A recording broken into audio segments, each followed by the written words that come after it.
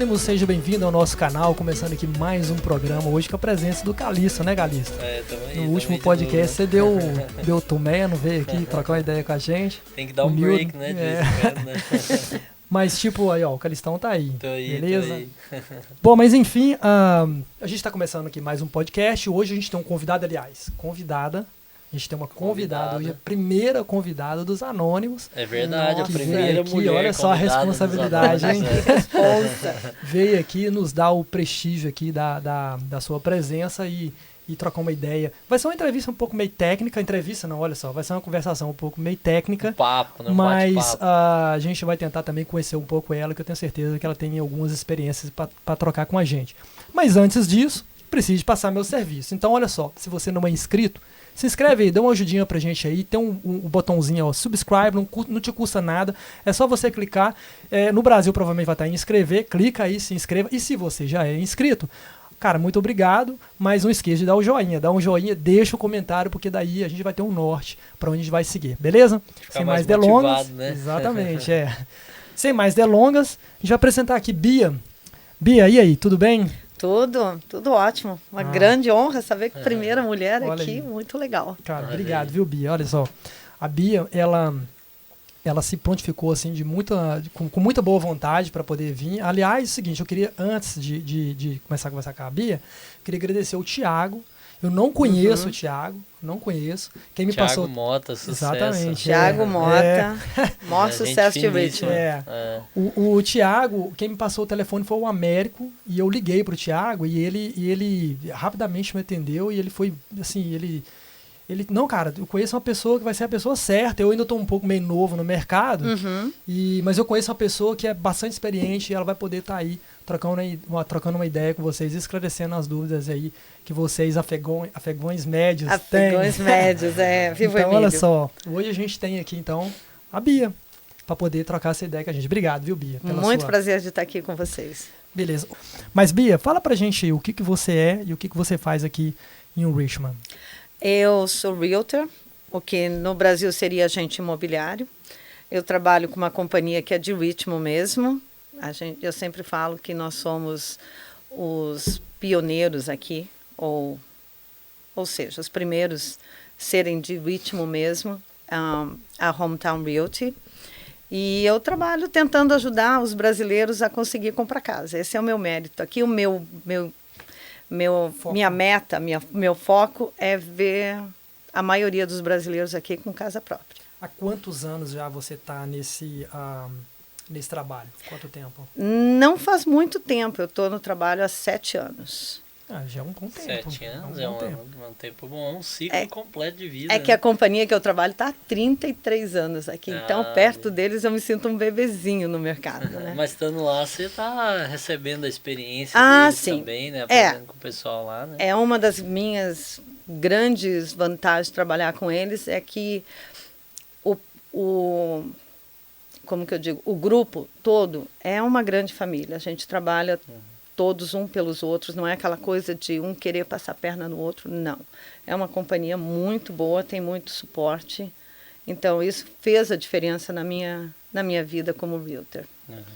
Como que faz pra gente entrar numa companhia dessa? Por exemplo, o cara, ele tem que ter o quê? Ele tem que fazer um curso, ele tem que, sei lá, ele tem que ter uma licença. Como que faz para adquirir essa licença, ou se tem que ter essa licença? Bom, para você ser realtor nos Estados Unidos, você tem que ter uma licença, você tem que fazer um curso. Com esse curso você faz o teste e se passar no teste do curso, você vai fazer o teste no estado, né? Você tem que fazer um teste nacional e um teste estadual. Você pode ter, o nacional é obrigatório. Você pode fazer para ter não todos, mas em vários estados.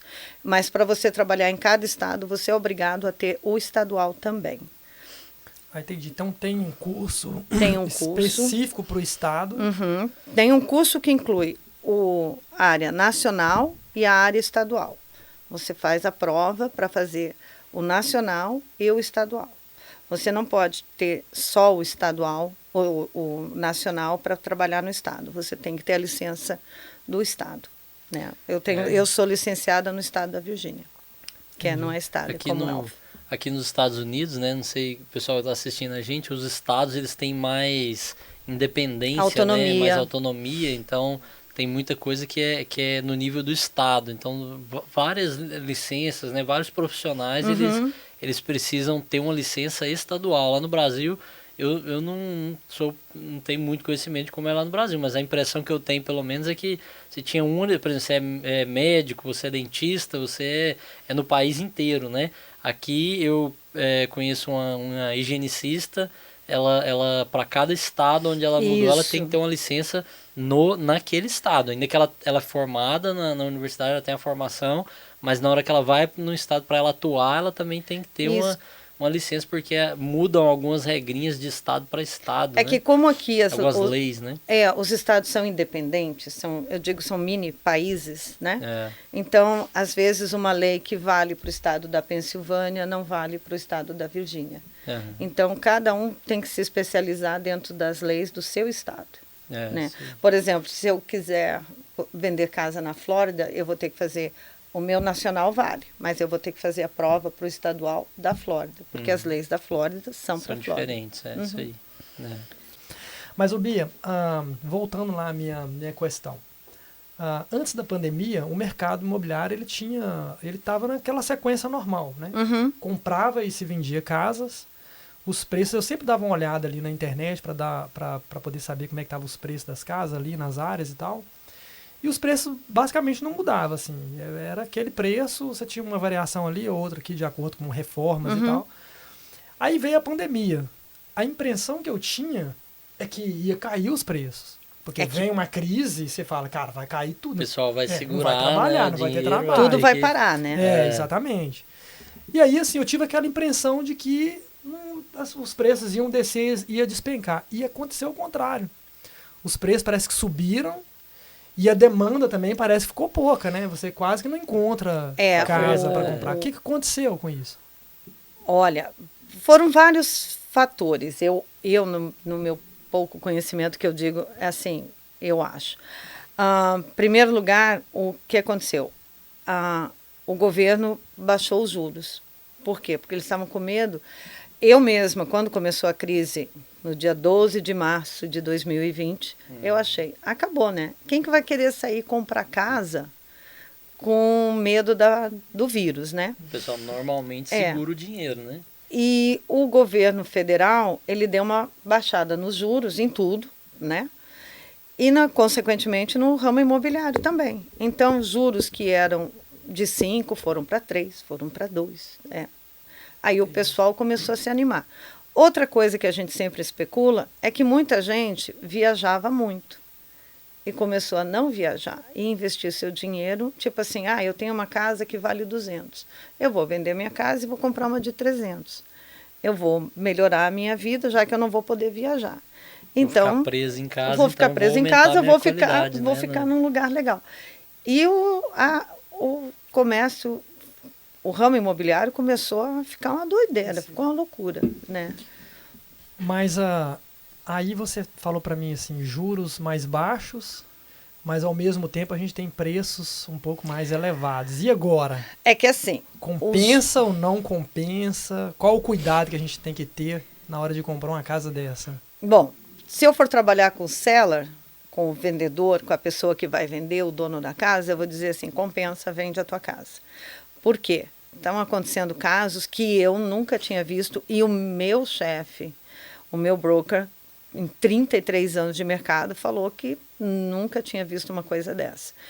Tem pessoas dando 30, 40, 50 mil a mais. Eu conheço um caso, eu tive um caso de alguém que deu 110 mil a mais do que o valor da casa. Meu Deus, do que estava sendo pedido. Do que estava sendo pedido, que já era um valor legal para a área.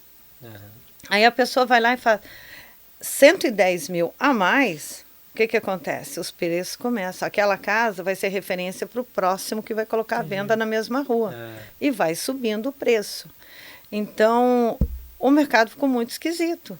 A gente sempre fala, 2020 foi o ano que ninguém estava preocupado em fazer appraisal. Appraisal é a avaliação que o banco faz. Ninguém está preocupado em fazer inspeção. o que eu, para o meu buyer, para o meu comprador, nunca recomendo. Eu acho que sempre tem que ter inspeção. Mas por quê? Porque todo mundo ficou doido, todo mundo queria comprar casa. Parece que o mercado imobiliário virou mais um leilão Uhum. do que É, sei lá, seguindo seu fluxo normal, não sei. só para te dar uma ilustração da situação, em maio do ano passado, assim, começo de pandemia, eu tive uma casa que eu coloquei à venda às 11 da manhã no sábado. Eu tive 22 pessoas procurando para ver a casa no sábado e 13 ofertas no sábado. Meu Deus, no E isso é mesmo normal, dia. assim? Há Não 2 anos era, atrás? não era. Em 2019, às vezes você ficava com uma casa, tipo, faz open house, divulga, fala para os colegas que está vendendo. Normalmente diz que uns 30 primeiros dias, o primeiro mês, uma casa no mercado é onde tem o maior fluxo ali, né? Antigamente era assim, pelo menos, né? Eu sempre falava Agora- para os meus clientes assim, ó, a gente coloca a casa no mercado hoje, a gente tem que levar uns 30 dias, 60 para vender a casa. E o ano passado, a gente coloca no mercado às 8 e vende às 10. Olha aí, que Entendeu? loucura, hein? Meu Agora, Deus. de um mês para cá, eu já notei que as coisas mudaram um pouquinho. Já estão um pouquinho mais estabilizadas. Por quê? O que está acontecendo? As pessoas estão comprando casas nesse leilão e os preços estão subindo. Daqui a pouco acaba perdendo o controle Isso disso. aí Né? você acha que parece com a bolha de 2008, 2007, 2008, 2009, que Não, porque a bolha de 2008, o que aconteceu? Os bancos, eles facilitaram muito o mercado imobiliário. E depois deu aquela sobe, daí deu aquela caída brusca. E, por exemplo, eu vou te dar um exemplo pessoal. A minha casa, que eu vendi agora, a minha casa eu comprei em 2005. E eu paguei, na época, eu tinha pago 300 mil. Em 2008, a casa valeu 245. Tipo assim, se eu vendesse a casa, eu não conseguia pagar o banco. Aham. Né? Então, a gente falou, não, vamos dar uma segurada. Só que tem muita gente que não conseguiu segurar e perdeu para o banco. Porque teve muita gente que perdeu o emprego. Tu pode lembrar que teve muitas empresas que fecharam em 2008. Muita gente foi embora, muitos brasileiros foram Muita embora gente daqui, foi né? mandada Não embora dos compensava empregos. ficar aqui, Então, né? foi uma mini depressão, né? É. Mas foi violento o negócio. É. E Foi como, bom para quem entrou comprando depois, né? e como o banco tinha facilitado muito a compra, né, nos documentos, o que eles pediam, não, depois muita gente não conseguia pagar e daí perdeu, né? É. Então, Mas então, hoje, você acha que esse cenário de leilão, de estarem dando lance acima do valor da casa, ele não é muito parecido com o que aconteceu em 2007, na sua opinião? na minha opinião, eu acredito que não, porque os bancos, as companhias de mortgage, elas ainda estão bem criteriosas. E, por exemplo, uma pessoa que ele consegue ser aprovado para 400 mil, eu sempre falo para ele, vamos procurar em 350. Por quê? Se ele entrar nesse leilão de dar valor a mais, ele está ainda dentro do limite de que o banco sabe que ele pode pagar. Ele tem uma flexibilidade. Tem uma aí. flexibilidade, né? Então, eu sempre falo assim, a gente não começa a procurar no topo, a gente começa a procurar dentro do que tu precisa, no mínimo. Aí a gente vai subindo conforme a necessidade, né? Porque tem muita gente que é aprovado para 400, 500 mil, mas se a gente achar uma casa de 350 que sirva, por que vai pagar 400 então? Né? É verdade, você adquire uma dívida menor, né? Agora, por exemplo, a pagamento pessoa às menor. vezes ela foi aprovada para 400. A gente achou uma de 350. No leilão de 2020 e 2021, a gente teve que fazer uma oferta de 380. Está acima do que ela gostaria de pagar? Tá. Mas está dentro do que ela pode pagar. Ela pode pagar. Né? Porque o meu goal, o meu objetivo é o meu cliente nunca ficar, que eu sempre falo para eles, não dá para ficar sem o dinheiro do McDonald's das crianças. Se tu comprar uma casa muito acima... Fala um pouco mais perto do microfone. desculpa. Não tem problema não. Tá. Se tu comprar uma casa muito acima, O que acontece? Depois tu vai pagar teu mortgage e o cinema das crianças. E a viagem para Disney, não é? É verdade, é verdade. A ideia é tu ter teu imóvel, mas ter tua vida também, né? É verdade, tem que continuar a vida. Né? Então eu mas assim, desculpa cortar, mas vai ter pessoas que vão tomar prejuízo com isso daí, né? Porque você compra uma casa dando 50 mil, igual você falou, 110 mil dólares a mais. Depois esse mercado ele volta à sua normalidade, como é que essa pessoa vai vender, se precisar de vender isso é uma coisa que a gente sempre fala nas reuniões do escritório, que a gente está esperando para ver 2022, né? Porque... Eu acho que agora, depois dessa pandemia, tá todo mundo esperando. Eu acho que todas as áreas, né, a gente tá sem saber o que vai ser, né? Vivendo igreja, restaurante, que são as áreas que eu lido, né? Tá todo mundo esperando, assim, será que vai voltar? Como é que vai ser, né? Eu acho que na questão do imóvel é a mesma coisa. Acho que de 2020 para frente é um território desconhecido para toda a humanidade. Eu tava vendo no Yahoo Finance, o pessoal falando também sobre o mercado de ações. Diz que é a mesma coisa, não sei se, desculpa, mudando um pouquinho do assunto, né? Diz que as ações, os corretores de ações, que eles, por causa de tudo que aconteceu no ano passado e das coisas aí que aconteceram agora nesse ano também, desse negócio das pessoas na internet se mobilizando para comprar ação, vender ação de uma empresa, tudo ao mesmo tempo, que ninguém sabe que todas as regras do mercado financeiro foram quebradas, que daqui para frente todo mundo tem que aprender tudo de novo. Você fez faculdade para aprender, você fez mestrado, doutorado, todas as regras foram mudadas em 2020. Agora é tudo novo, né? Tudo a gente tá aguardando tudo se encaixar, né? Pra ver. E sabe lá como é que vai se encaixar isso e quanto tempo vai levar para se encaixar, né? Aquilo que a gente falou. Por exemplo, 2020, todo mundo achou que tudo ia parar, né? Eu vim de casa que nem vender mamão na feira. A minha, glória a Deus. Tu comprou a tua. Então... Eu ia te ligar, Bi, Não, mas tu fez direto, né? É diferente. Não, eu vou vender para você, vou financiar para você direto. É diferente. Mas a gente estava conversando a respeito disso. Inclusive, quando tu comprou a tua, eu falei, não, tu fez... Porque tem muita gente que pensa em fazer o que é melhor para si. Eu quero que tu faça o que é melhor para ti. Entendeu? Por quê? Se tu vender e perguntar, Bia, o dono da minha casa, ele quer me vender, mas ele não quer... Vai fundo. Porque se eu te der um conselho legal que vai te fazer bem, o que tu vai fazer? Tu vai recomendar a Bia para alguém que está querendo, entendeu? Verdade. Agora, se eu pensar só em mim, o que vai acontecer? O Calixto vai dizer assim, não, essa aí eu não quero saber, entendeu? Agora, o ano passado, deu um boom de venda de casa, e o que faz subir as casas também? É um inventário muito baixo. Este ano nós estamos com muito poucas casas no mercado. Agora que a gente está começando a ver casa de volta no mercado. Antigamente você chegava, por exemplo, se tu quisesse comprar uma casa e falar, Bia, eu quero uma casa de 300, eu ia te mostrar umas 50 casas. Esse ano eu consigo mostrar 5. Ainda dizer, olha, só tem essas 5. E elas vão vender até meio-dia. Então e elas vão vender até meio-dia, entendeu? Mas por que ficou com esse inventário baixo, então? Essa oferta ficou baixa? Porque o ano passado vendeu muito. E assim como muita gente quis vender, tem muita gente que ficou com medo de arriscar qualquer coisa e não fez nada, né? Eu queria vender a minha, por causa desse aumento nos preços aí. Tinha acabado de comprar, eu já queria vender, mas fiquei pensando, bom, não tem mais para onde ir, vai que eu não consigo outra casa, Eu né? tenho uma cliente que comprou em 2019, falou assim, Bia, estão pagando que nem doido, eu vou vender a minha. Eu falei, pois é, mas daí tu vai ter que comprar também. Né? Aí você vai entrar aí tu vai comprar outra, tu vai pagar. A não ser que ela venda e vai morar de aluguel, né? Mas aí qual é a vantagem? Espera o mercado baixar para poder... Mas aí você está perdendo. Mas o aluguel sempre, para mim, pelo menos na minha experiência, na minha opinião, o aluguel sempre é um dinheiro jogado fora.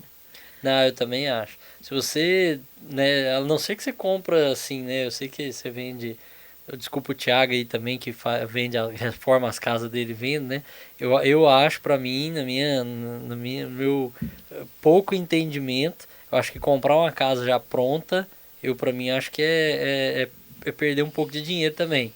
Eu prefiro comprar uma casa que está mais acabadinha, que você paga um preço melhor e tal, e você dá um tune-upzinho nela, dá uma reformadinha nela, na hora que você quer vender e vende melhor que você tá pagando ali para morar, como se fosse um aluguel, mas na verdade aquele dinheiro você vai recuperar, né? Exatamente. E para mim esse é o melhor. O pessoal, muita gente fala, não, você compra a casa, mas dá despesa, você tem que cuidar e tal. Então compra uma mais barata e depois você cuida dela e vende. Eu comprei a minha velhinha, boa, mas dá pra gente morar, a gente vai cuidando dela ali e tal. Sobra um dinheirinho, a gente reforma ela, na hora que quiser vende e ganha um dinheirinho ainda em cima, né? E que nem tu disse, tudo que tu fizer na casa para melhorar, vai melhorar o preço da casa.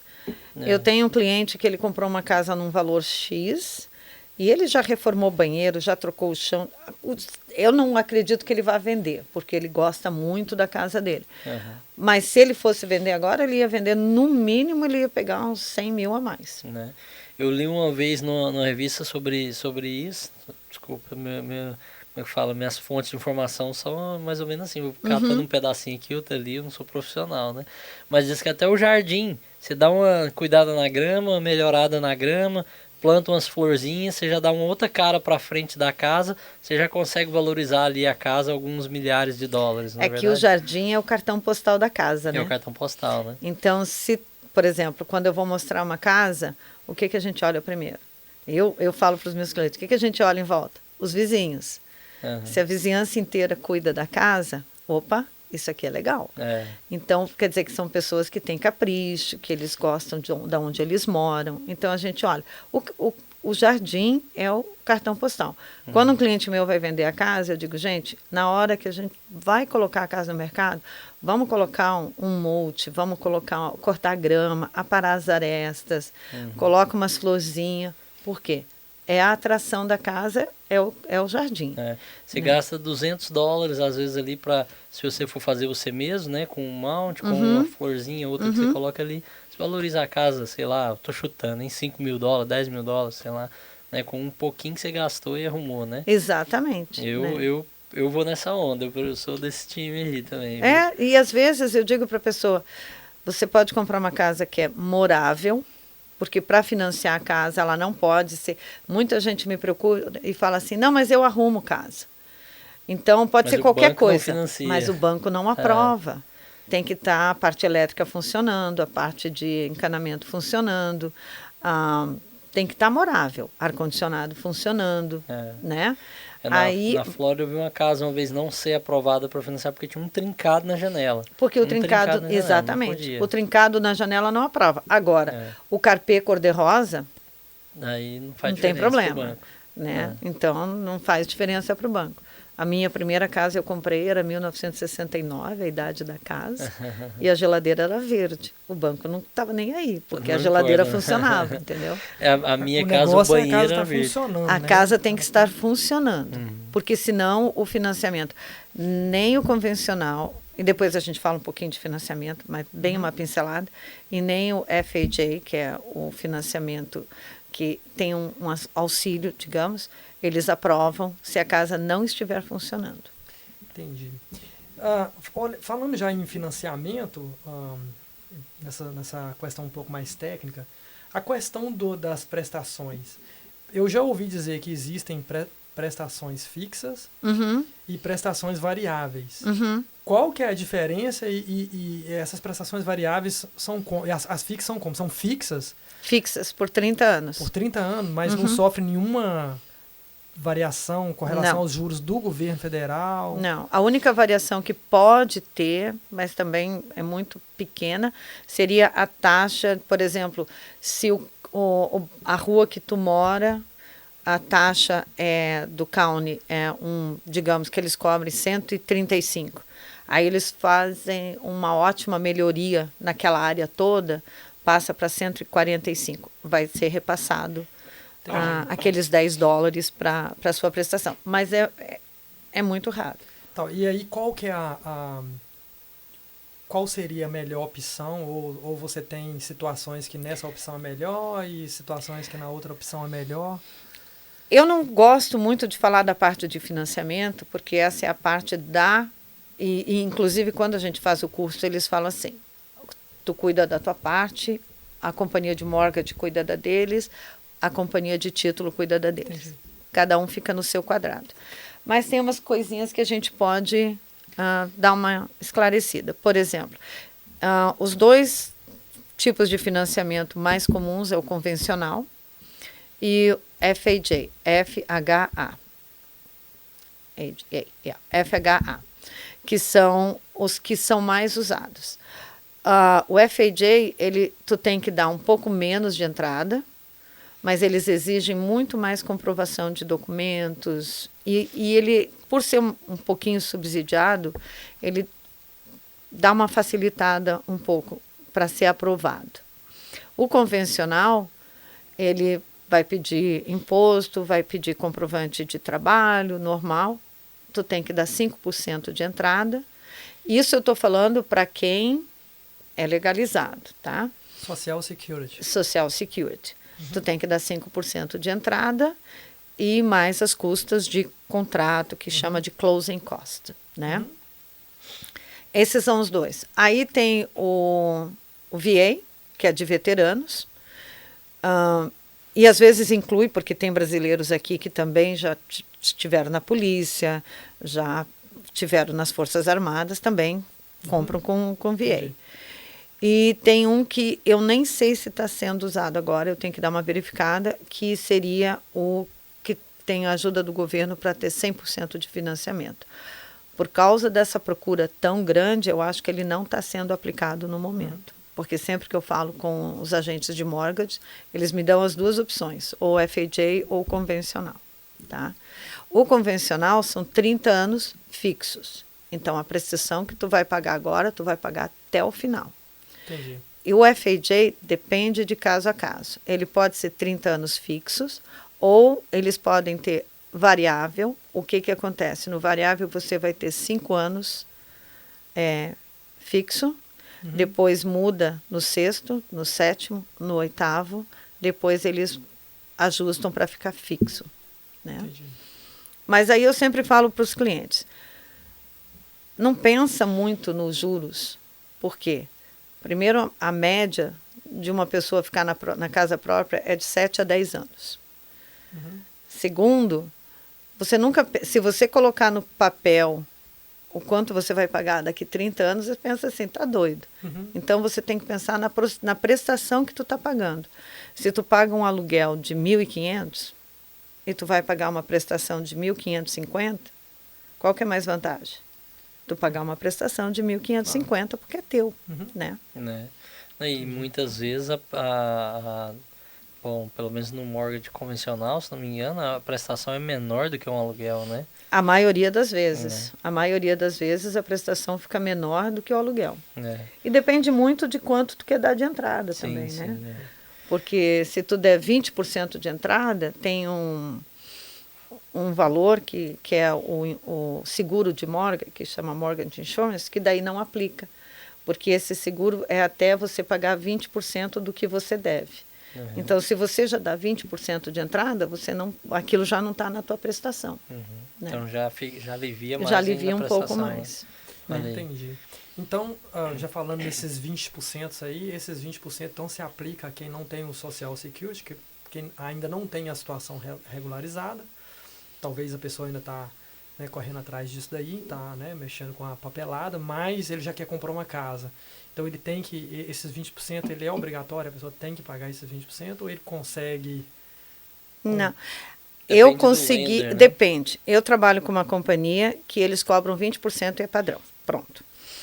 Eu trabalho com outra companhia que ela também fala, para quem não tem seguro, que eles chamam de IT number, que é para quem tem só o número do imposto, que é aquele número do tax, é 20%. Mais uma tem uns juros um pouco maior, a outra tem um juro um pouco menor. Eu estou tratando com outro agente imobiliário que ele já me disse que não, que ele consegue num juros mais padrão, mesmo sendo work permit ou IT number. Então, quem sabe, na próxima vez que a gente se encontrar, eu já te tenho uma novidade a esse respeito. Mas no momento agora é 20%. 20%. E os juros um pouco mais altos também. Um pouco mais altos. Mas... Um pouco quanto mais alto com relação ao outro? 80% mais alto, 90% mais alto? Eu te digo assim, depende. Porque como que funciona os juros? Depende do teu histórico. Então, por isso que eu digo, juros é calculado caso a caso. Quando tu vê no banco, assim, 2,5 de juros. Aí 2,5, né? Tu tem que ter 800 pontos de crédito score, né? Tu tem que ter aquele cenário perfeito para ter aqueles juros baixíssimos, né? Ser parente do Bill Gates, né? Ser parente do Bill Gates, assim, tá assim, com conta ótima, né? Mas, assim, quando tu tem a média de histórico de crédito das pessoas para comprar casa tem que ser acima de 640. Então, se tu tem nessa faixa, o teu juros vai ser um pouquinho mais alto. Então, por isso que eu digo, depende caso a caso. Eu conheço uma companhia que cobra 7%, 6,5%. Isso é muito? Os juros para quem é muito. Mas... para quem está morando de aluguel... Para quem está morando... Eu penso assim, se tu só tem aquela companhia para trabalhar e tu quer comprar casa, tu compra com aquela, né? Se tu não tem o social, não tem como comprar com o social, compra com aquela. Daqui a alguns anos, quem sabe a tua situação muda, e daí tu consegue ter o social, consegue refinanciar a tua casa, trocar os juros, né? Porque depois que tu tem a casa, depois de um certo tempo, tu consegue refinanciar a casa. E como que é isso? Você refinancia, mas você não perde aquele valor que você já pagou? Como que funciona refinanciar uma casa? Ou começa do zero? Começa praticamente do zero. Por isso que eu sempre falo para os meus clientes, tu vai refinanciar, eu aconselho a refinanciar se tu tem pouco tempo que tu comprou a casa. Se tu já pagou 15 anos da casa, esquece. Porque se tu vai refinanciar, tu vai refinanciar ou por 15 anos ou por 30 anos, né? Aí tu vai começar com a dívida de novo. Mas qual é a vantagem? Como tu está devendo menos, e se os juros forem mais baixos, quando tu for refinanciar, tua prestação vai ficar bem mais baixa. Então, quando a pessoa vai refinanciar, ela refinancia por duas opções. Ou ela quer dinheiro, cash, para fazer alguma melhoria na casa, ou ela quer a prestação mais baixa. Entendi. Posso perguntar, dentro dessa pergunta aí, usando um exemplo com números, só para eu entender melhor também? Você acha Pode, não é a minha área, mas eu vou chutar. Mas vamos depois a gente convida o Otávio, que ele é de mortgage, e a gente faz todas essas perguntas para ele. Tá bom, mas pode ficar, se não, você fala assim, não, acho que é melhor não, fica à vontade. Mas assim, a pergunta é a seguinte, vamos supor, eu tenho uma casa de 250 mil, eu financiei ela, vamos supor que eu dei 100 mil de entrada. Então estou usando números fáceis de calcular. Eu fiquei devendo 150 mil para o banco. Certo. Vamos supor que ao longo do tempo eu paguei 50 mil. Então certo. eu tenho uma casa que na época que eu comprei valia 250 mil, hoje eu só devo 100 mil dela. Aí para eu refinanciar, se eu for lá no banco, assim, eu quero refinanciar a minha casa, o banco vai avaliar a casa de novo, novamente. Então como já passou bastante tempo, sei lá, vou chutar aí 5 anos, vamos supor que minha casa agora vale 300 mil. E eu devo só 100 mil dela. Eu não te aconselho. Eu não vou te responder essa pergunta porque é muito técnica. Mas eu, pela experiência que eu tenho de trabalhar... Porque um agente imobiliário não trabalha com refinanciamento, tá? Eu não trabalho, mas eu vou com os meus clientes que querem refinanciar e às vezes eu tô lá e escuto a conversa. Então, eu acho que quando tu está devendo muito pouco, a não ser que tu precise de dinheiro, né? Pois é, mas olha só, aí se eu devo só 100 mil dela, eu posso refinanciar, eu tenho que refinanciar ela totalmente, todas as vezes, ou eu posso falar assim, olha, eu quero reformar minha casa, eu quero pegar aí, eu devo 100 mil, eu quero ficar devendo só 150, não tem como você me emprestar 50 mil...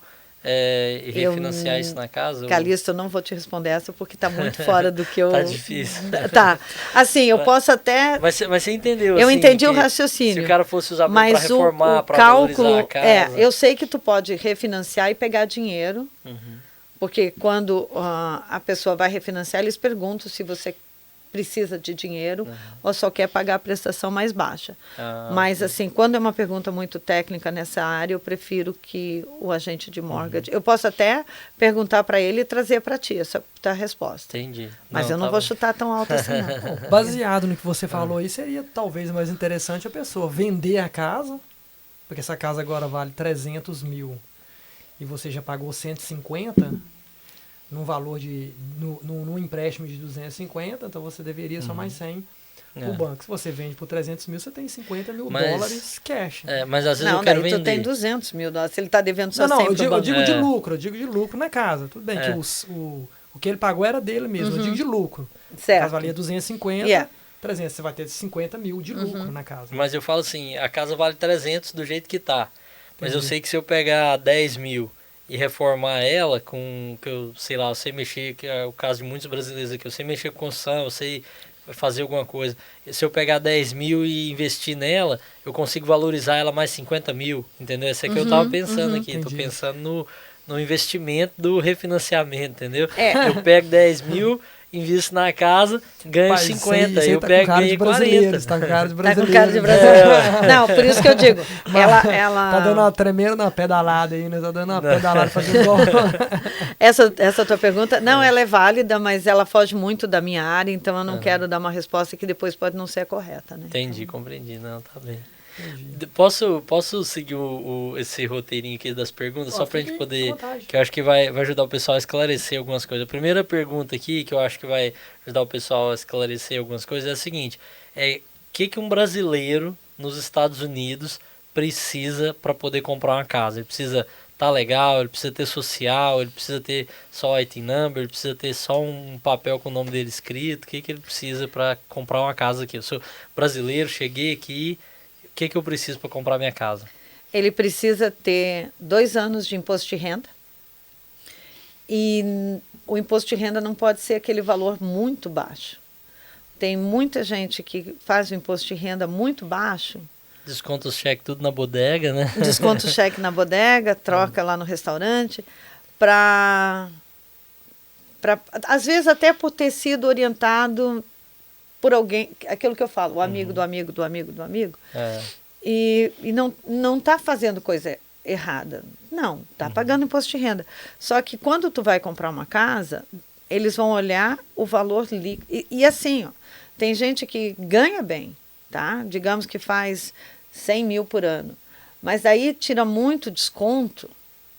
Aí quando chega lá na parte líquida, sobra 20. E com 20 você não compra um patinete, né? Quer dizer, compra um patinete, mas não compra uma casa. Então, tu tem que ter 2 anos de imposto de renda, tem que ter o IT number, né? Que é para fazer o tax você tem que ter, que é o número do Só para imposto. esclarecer que o IT number, pra galera entender, ele é como se fosse o CPF do brasileiro. É como ele se fosse é o CPF. Aonde Ele o não banco é vai bem- checar. Ele não é o seu- CPF. O CPF seria o seguro social. Ele é uma alternativa Ele pro é uma CPF pra você pagar um alternativa imposto. para quem não tem, porque o seguro social você só pode ser se você tiver documentação legal nos Estados Unidos. O IT number é um número que o imposto de renda te dá para você poder declarar imposto, Sem ter o social. sem ter o social. Inclusive, ele é a Entendeu? mesma quantidade de dígitos A mesma do social, quantidade. só que ele não é o social. Ele te não dá é os o social, benefícios não do entendi. social. Mas de qualquer forma é o documento onde será possível checar basicamente Vai a sua checar- situação Imposto de de renda. crédito. É o documento que vai checar teu imposto de renda, vai te ajudar a abrir um cartão de crédito, porque eles pedem, né? Tem que preencher aqueles números. Então, vai te ajudar. E para tu poder comprar uma casa, tu tem que ter 2 anos de imposto de renda e tem que ter um crédito bom. Você tem que existir. Eu conheço brasileiros que chegam aqui, gente boa para caramba, trabalha bem e compra tudo à vista. Por quê? Porque não quer ter problema com crédito. Só que se tu não comprar financiado nada, tu não existe.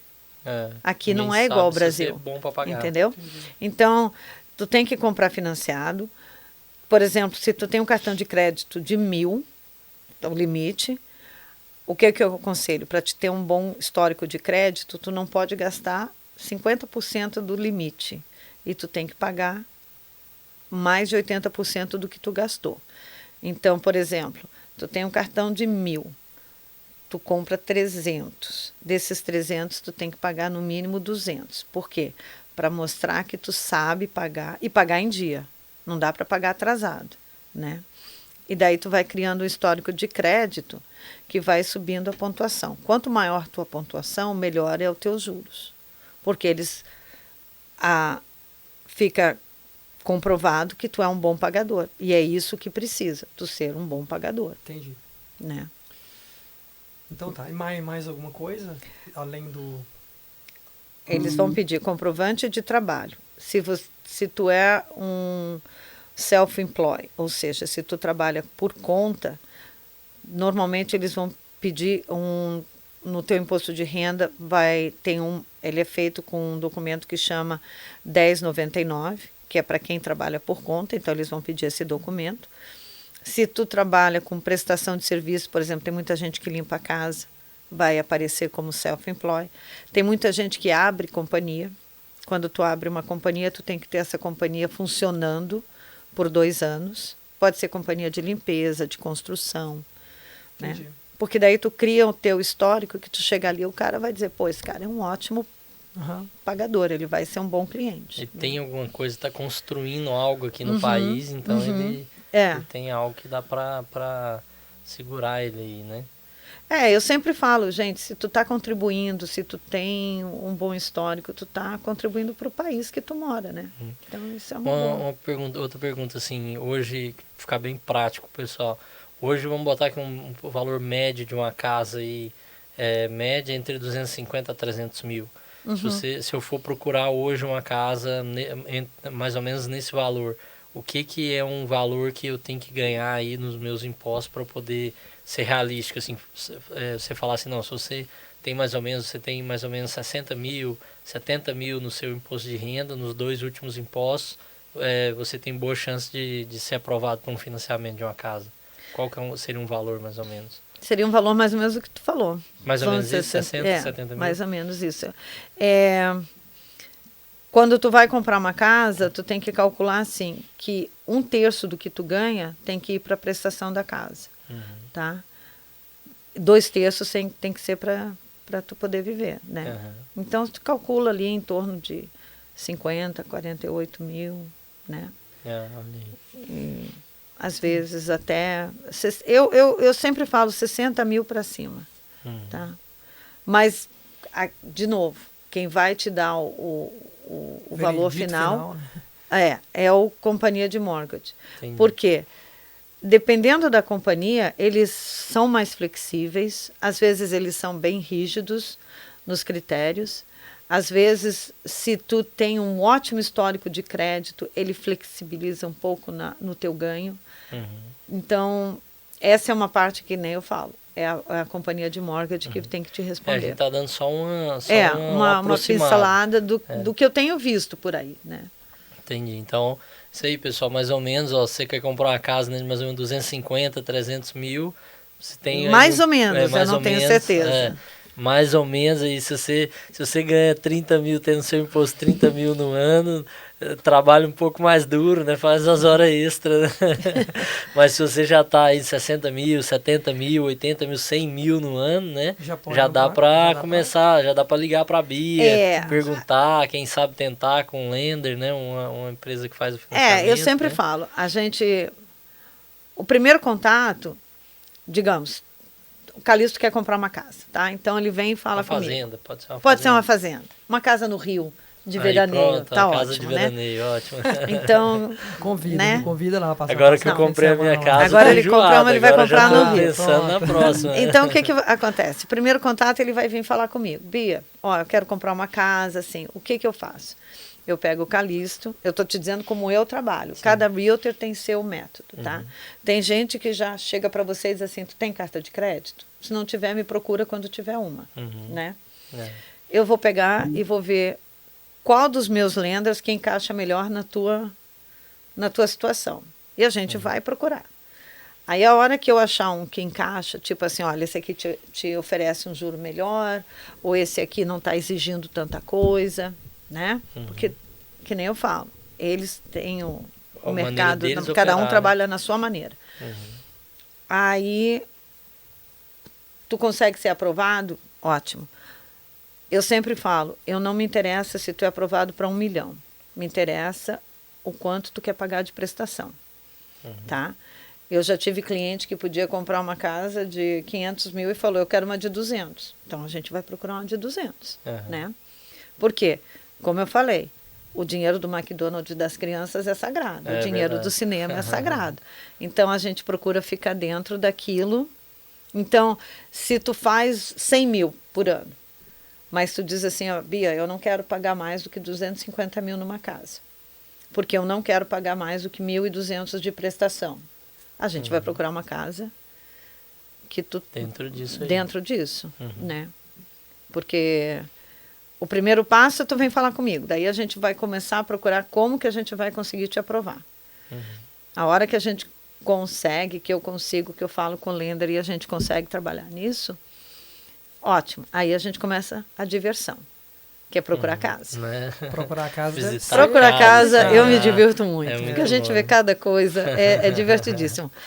E quando tu faz o curso, eles dizem assim, olha, tu pega o perfil do cliente, estuda o perfil, dá aquela psicologia, e daí tu vê o que tem no mercado, daí tu escolhe 3 ou 4 casas, mostra para ele e manda ele escolher uma.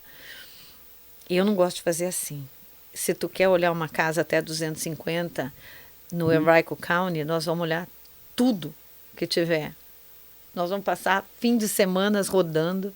Eu já tive cliente que a gente viu 10, 12 casas num dia. Porque é o divertido. Vira um passeio de família, né? Nossa, vira uma bagunça. Eu fico imaginando um homem e uma mulher chegando para ver uma casa, né? Deve ser um problema. Um gosta, o outro não gosta. Eu acho... Quem são os mais flexíveis, assim? Já chega e já, gostei. Que é o homem ou a mulher que chega e já escolhe mais rápido? É muito de casa a casa. Eu sempre falo assim, ó, por exemplo, Calixto vai procurar uma casa com a esposa dele. Eu falo, Calixto, se a esposa está feliz, a vida está ótima. Se a esposa não está feliz, corre. Então, tu vai analisando a tua esposa. Eu já tive casos que entrou o casal e ele, olha aqui que maravilha. E ela, Aí nós saímos da casa, ele, Bia, vamos fazer uma oferta? Eu falei, amanhã a gente conversa. Porque eu tinha certeza que ela ia chegar em casa e ia dizer, de jeito nenhum, entendeu? E eu já tive casos que o marido chegou e a mulher, olha que maravilha esse. Ele dizia assim, você que compra, você que vai morar. Aí você já sabe que não deu, né?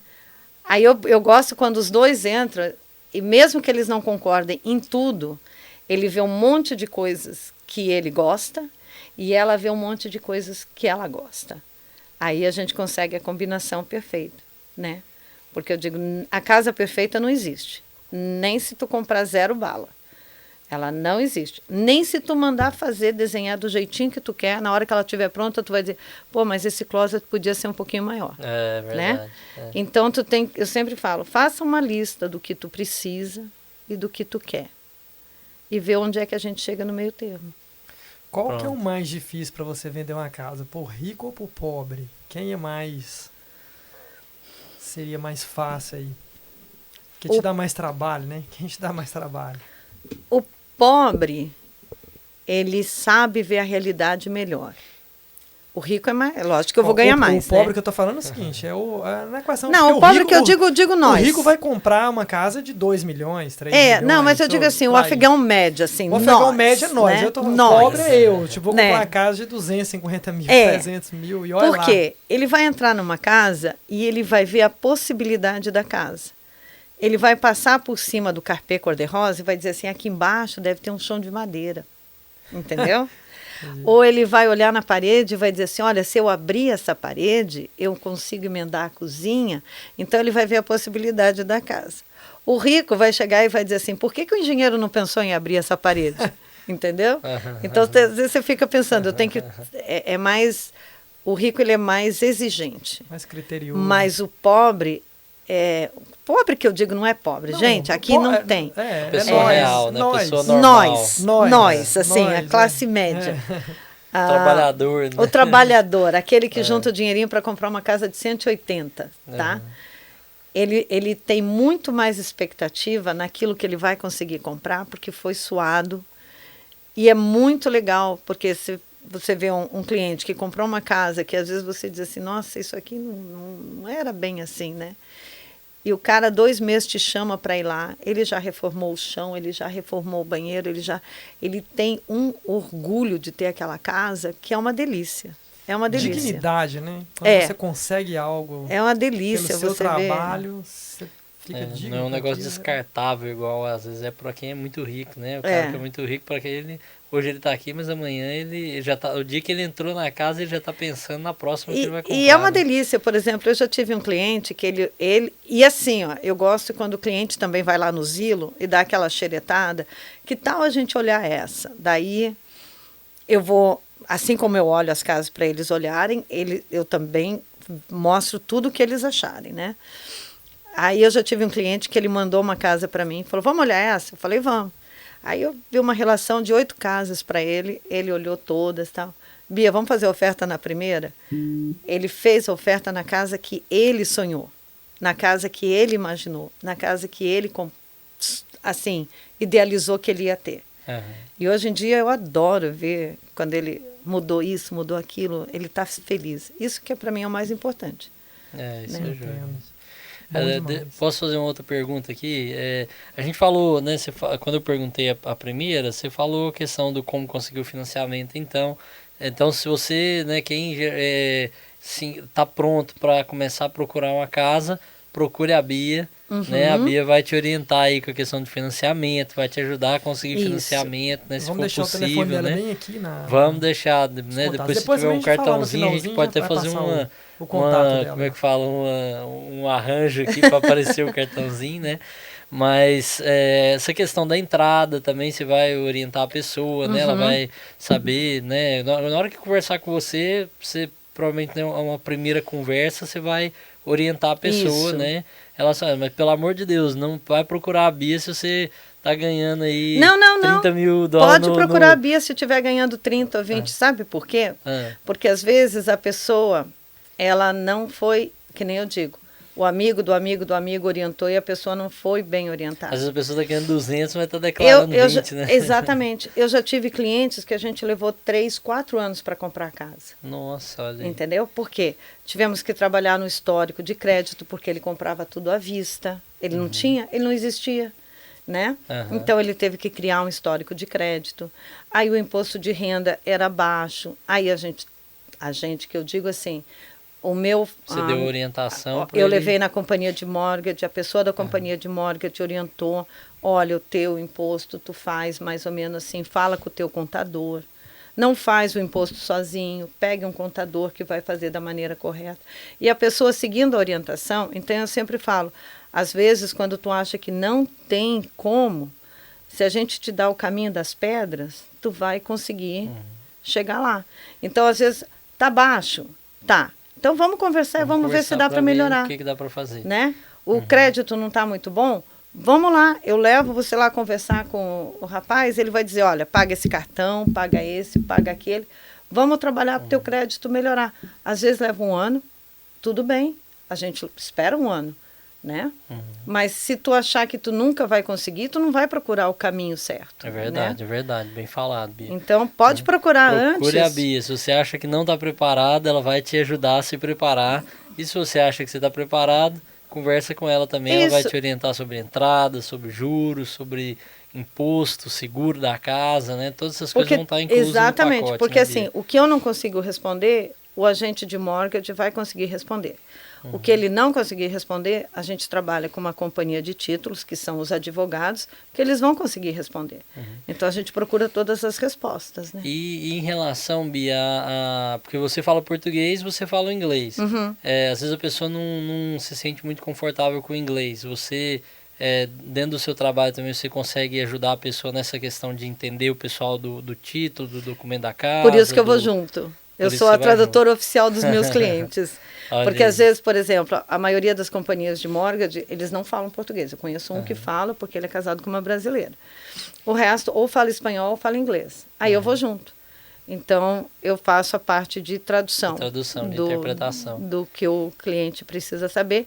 A das perguntas que eles tiverem para fazer, eu estou ali no meio para intermediar a conversa. Olha né? aí, que beleza. Você conhece pessoas ou já trabalhou com alguém que mora no Brasil e que tem imóveis aqui? Eu conheço pessoas que moravam aqui e que foram embora para o Brasil. E tem imóveis E tem aqui. imóveis aqui.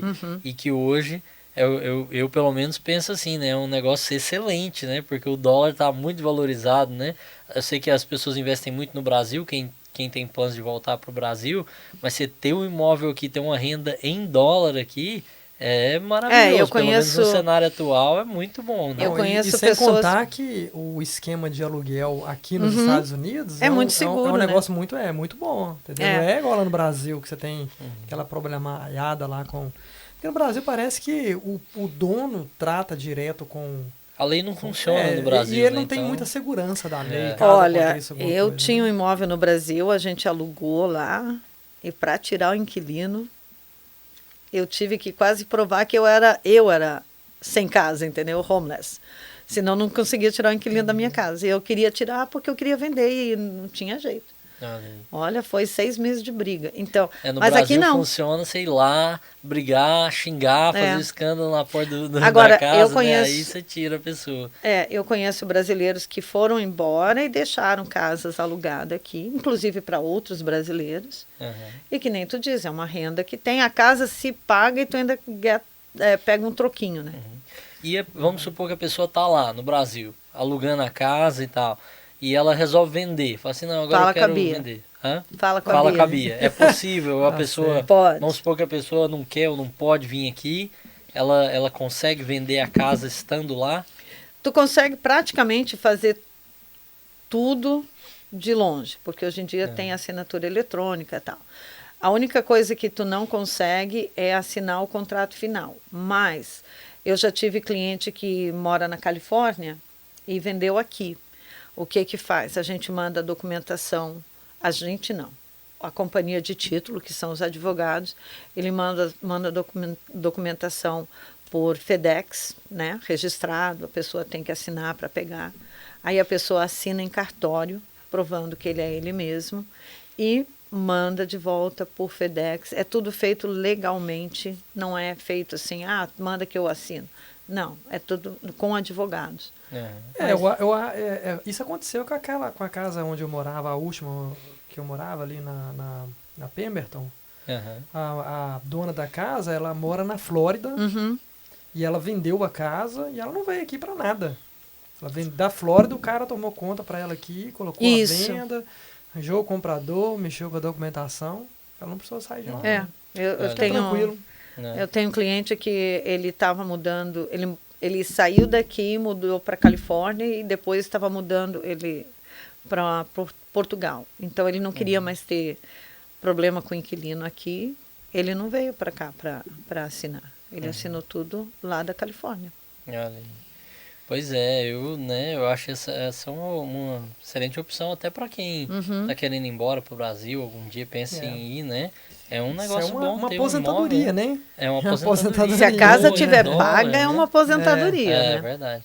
Mas mesmo que não esteja paga, você aluga ela. Você normalmente com Aluga aluguel, mais do que o você valor da consegue prestação. pagar a prestação, sobrar um trocadinho. Você fala assim, sobrou $200, né? Só converter isso pro real. Hoje é um R$1.000. salário mínimo, né?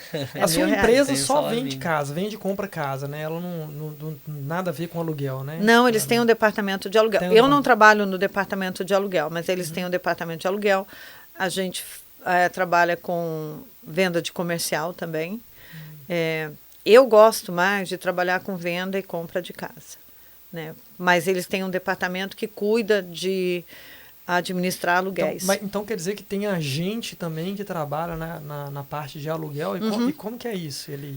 Como que ele ganha nesse negócio? Por casa alugada? É uma percentagem, só que é pouco, não é muito, né? Porque eles ganham eles cobram uma taxa para administrar o imóvel, Entendi. né? Entendi. Mas é bom saber isso, né? Que você tem essa opção. Você fala assim, às vezes, vou pro Brasil, vou deixar aí a pessoa alugando. Como que vai ser isso? Então, é o que você está falando. Tem as Tem um imobiliárias, departamento. Tem um departamento, né? que Tem um cuida para você. departamento. Inclusive vai cuidar provavelmente de contratos, como a pessoa ganha uma porcentagem, Manutenção. ela vai manter alugado e manutenção, né? Isso, Você renovar vai- contrato, tudo Você vai isso. ficar praticamente sem ter que fazer Você, nada, só receber recebe o teu dinheiro. teu dinheiro lá. Olha aí que beleza, isso é um negoção, hein? É. Mas aí, por exemplo, na companhia que eu trabalho, é uma outra área. Outro né? departamento. É, entendi. eu trabalho eu- mais com compra e venda, pode ser de residencial ou comercial. Entendi. Eu falo assim, para quem quer ir pro Brasil, né, e às vezes tá aqui, sei lá, vamos botar aí, quantos anos tem que você tá aqui, irmão? Desculpa, eu tenho 16 anos. 16 anos. Já? Pois, Já. olha aí, Nossa. né? Bastante. Mas às vezes a pessoa tá aqui tanto tempo, né, aquela luta, e às vezes não compra uma casa, às vezes por falta de informação também, ou por falta de segurança nisso. Sim, né? claro. E é muito tempo de aluguel. Se você botar não pode nem fazer a conta, nem faça a conta aí agora quanto você já pagou de aluguel, porque a gente fica assustado, né? Porque é muito dinheiro que vai muito rápido e que você nunca mais vê, né? Se você, mesmo que você tenha um plano de ir embora, se você compra uma casa, você está pagando ali o seu imóvel, né? Você pagou 10 anos, você pagou 20 anos, né? Aquele dinheiro ele tá lá, ele é seu, ele pode se tornar uma renda para você e um auxílio na sua aposentadoria lá no Brasil, se o desejo é aposentar lá no Brasil, ou se está por aqui, é um dinheiro que se você vai ficar por aqui, é um dinheiro que vai ficar. Quem sabe depois você compra uma outra casa e faz uma renda extra, né? Exatamente. E se tu for vender, tipo assim, daqui 5 anos, tu não vai perder. É. Imóvel, com exceção do boom de 2008, nunca perde. Mas e até no boom, né? Não é hora de vender, né? Se Não. der uma crise, cair tudo, não é hora de vender. É igual com a ação, né? A hora que cai tudo é a hora de comprar, não é a hora Exatamente, de vender, né? é. Se você tá com medo que vai cair, que vai tudo despencar, espera, vende antes de cair, segura o seu dinheiro, na hora que cair, você compra, né? Eu lá na Flórida, eu não, assim, eu fiz a intermediação, né? Assim, com familiares e amigos lá do Brasil, a gente chegou a comprar apartamentos apartamentos de 2 quartos, não, 2 quartos por $30 mil. Que estava muito baixo. Na hora que, depois que passou o boom, né, caiu tudo, aí ficou tudo lá embaixo, aí ninguém queria comprar, muita gente perdeu, tava muito no banco, né, chegou a comprar apartamento de 2 quartos na Flórida por $30 mil, né? E depois, poucos meses depois, vender por $70, $80 mil.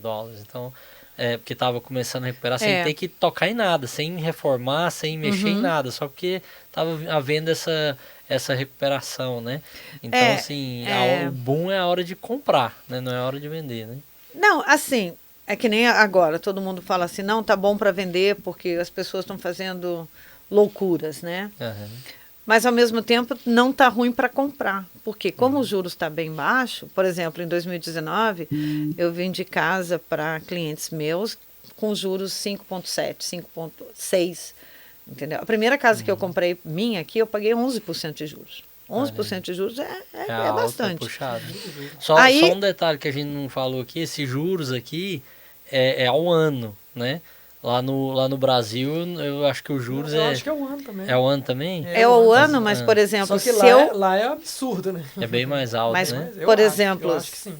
Se eu fechar contigo os juros a 3,2, ele vai ser 3,2 por 30 anos. Né? É muito barato. Eu acho muito barato. Se você parar para né? pensar, exemplo, você compra uma casa. Se você parar para pensar, né? Você compra uma casa e paga aí um mortgage. Vamos supor que você paga um mortgage de $1.500.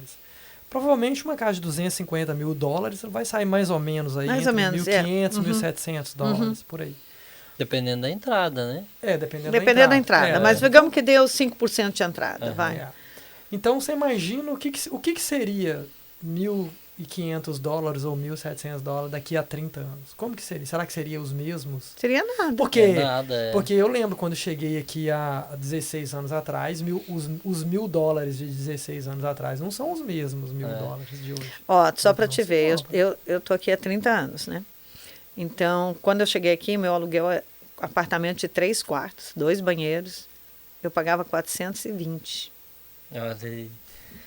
E o mortgage disso devia ser menor. Não, o mortgage devia ser fazer menor. mortgage Eu pagava era menor que 420. isso, A né? gasolina era 89 centavos, gente, era uma beleza. Olha aí.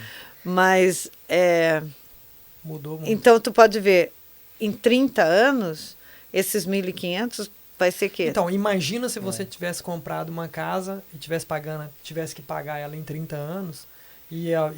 Bom, se você pagava um aluguel de 420, provavelmente você ia estar pagando um mortgage, talvez, nessa casa, $500.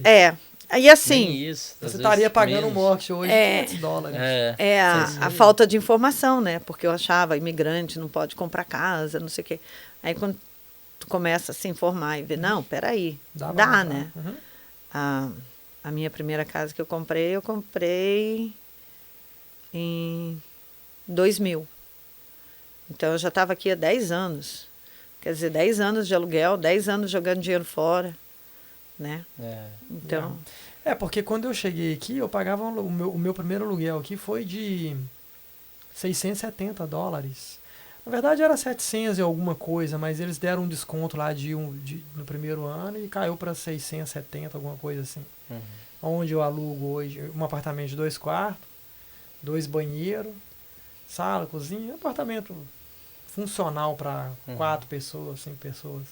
Aonde você vai alugar esse apartamento não hoje? vai não. Nem lá no É. gueto. Lugar E para quem não sabe, gueto é quase a favela, tá? É o lugar mais Verdade. barra pesada.